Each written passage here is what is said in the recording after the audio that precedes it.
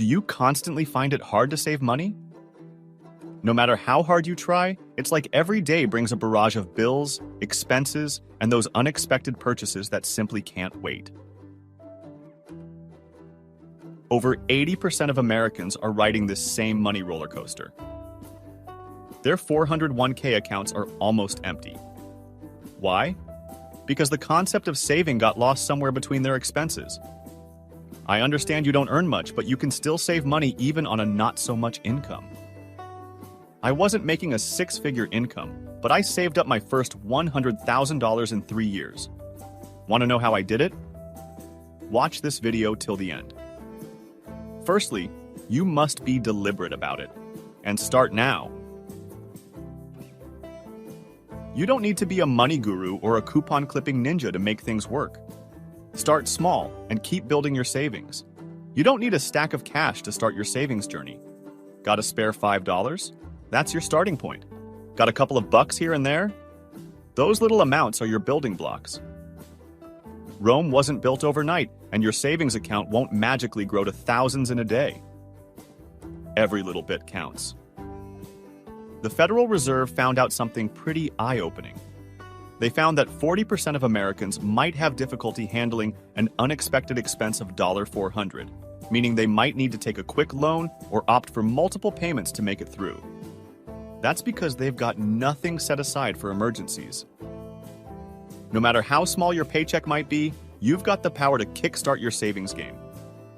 Financial experts may suggest having about 6 months' worth of living expenses in a savings account.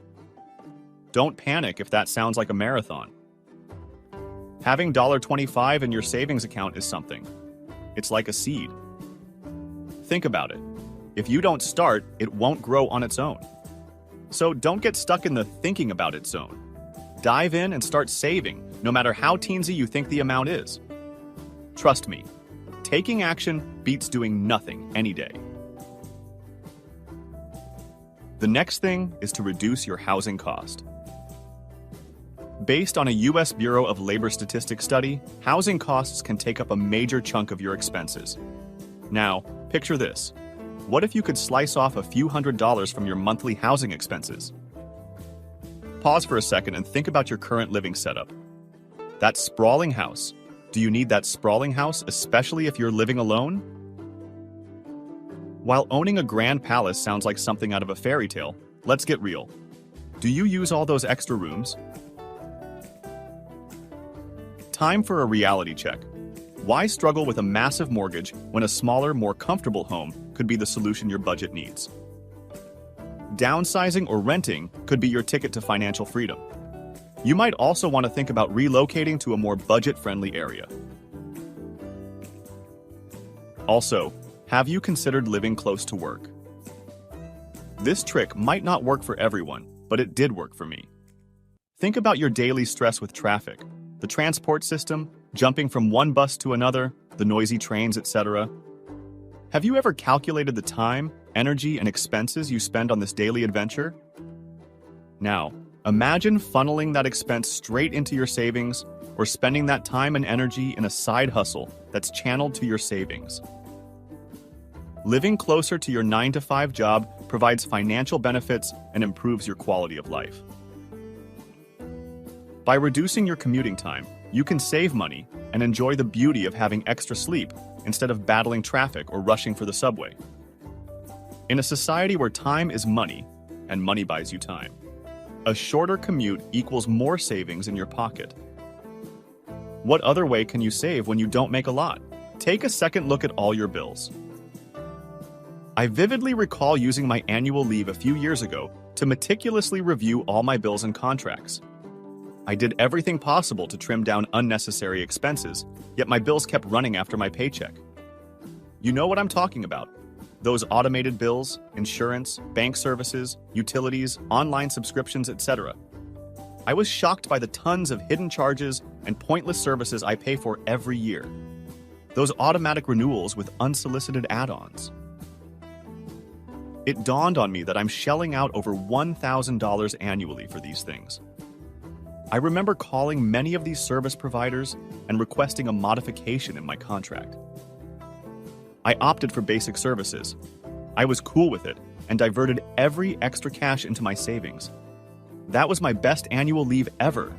It saved my life. I recommend you do that. It's all about snagging a better deal without losing what you've grown accustomed to. A quick switch, a few clicks, and your wallet gets a breather. Also, consider planning and cooking your meals. Food is undoubtedly essential, but you don't need to break the bank to eat well. With your budget already stretched thin, it's important to keep track of your food expenses. On average, a household spends about 40% of its food budget dining at restaurants. Even if you consider yourself a home chef, grocery shopping can still take a huge portion of your budget. That's where meal planning comes in to save. You can also consider shopping for groceries online. It eliminates the need for impromptu trips to the store that often end up emptying your wallets.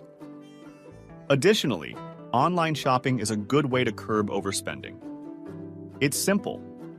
As you make your purchases, you can see the total expenses adding up in real time, allowing you to conduct a budget reality check before proceeding to the checkout. If you can manage to stay within your budget, diverting extra cash into your savings will be very easy. Another trick is to opt for used items. Let's clear something up right away. Buying used products isn't about settling. It's about scoring more value for your money. Who cares if it's new and from Louis Vuitton? Think of it like this. It's not just used stuff. It's a VIP pass to quality goodies without the hefty price tag. Also, cut down on those latest devices. You don't need to have the latest iPhone. You won't be laid off from work if you don't have a MacBook Pro. So why incur unnecessary debt and feel pressured to fit in? Let's admit it, they're more like luxury items in a parade than daily essentials. Do you need the shiniest, latest gadget when the one you've got works just fine? And that gigantic TV? How often do you use it when you have a mini cinema in your palm?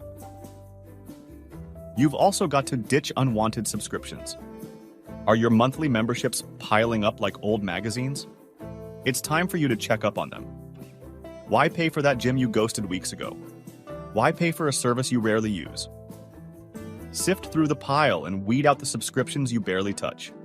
Remember, every penny you save here will go into your savings account. Lastly, maximize your entitlements. Isn't it funny how many of us are clueless about our entitlements? It's time to play detective and unearth all those financial goodies you're legally entitled to. Tax credits, benefits, and company perks are your hidden gems waiting to be claimed. Do you know if your workplace provides free meal tickets or subsidized housing for employees? If there's a chance to save, don't let it slip by. It's time to get every bit of financial goodness you're owed. Once you've uncovered these treasure troves, use them.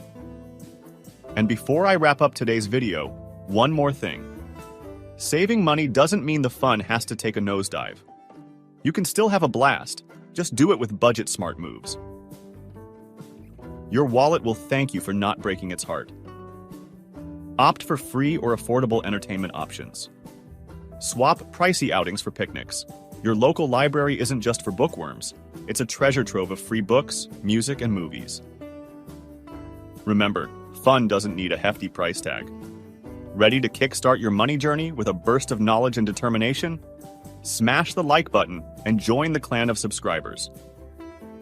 Thanks for watching, and see you next time.